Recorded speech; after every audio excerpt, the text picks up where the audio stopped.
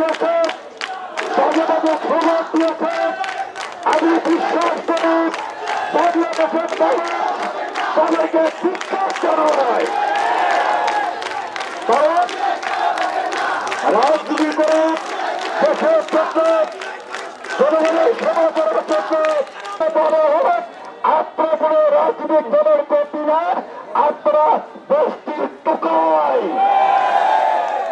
তাই এনসিপির বাইরে বলতে চাই আপনারা এই টোকার থেকে যাবেন, কারণ রাজনীতি করতে হবে, রাজনীতি করতে হবে, জনগণ